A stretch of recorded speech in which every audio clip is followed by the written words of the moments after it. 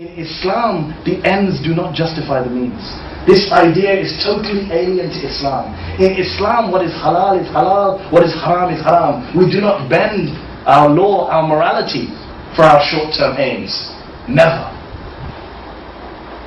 And we never lose the moral high ground.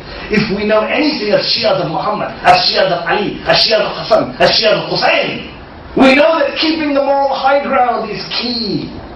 Once we lose the moral high ground, we are no different from the rest of the non-Muslims, from the rest of those human beings who live their lives as animals, bending any rule to fulfill any desire. Once we do that, we are lost.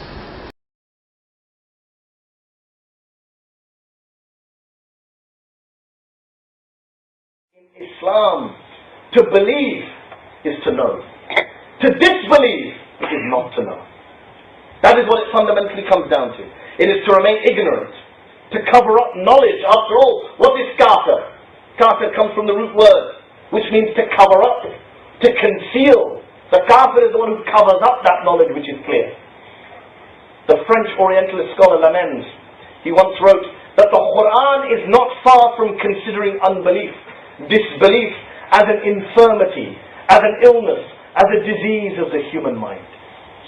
Subhanallah. Non-Muslims point this out to us.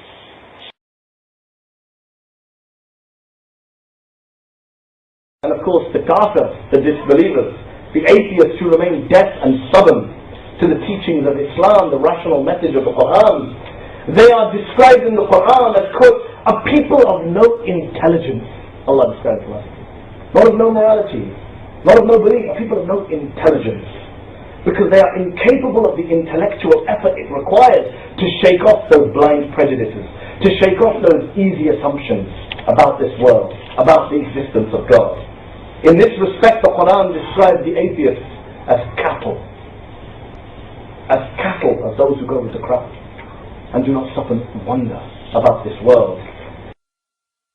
All of these ulama unanimously agree that at the very minimum, if Yazid was not a kafir, then at the very minimum, he was a fasir, a transgressor, a breaker of Islamic laws, a corrupt individual, a tyrant, a killer, a drunkard, a dog lover, a music lover, a homosexual, a paedophile, a sexual deviant, someone who slept with his own mother, astaghfirullah. These are their views of these ulama, in their books, not my view, not Imam Hussein's view, not Ayatollah Sistani's view. This is their view about Yazid. It's all there in black and white. Yet Allah should be pleased with such a man. Astaghfirullah. Allah should be pleased with him. Indeed, the fact is, and this is important, Yazid is not simply a fasir. He was an out and out kafir.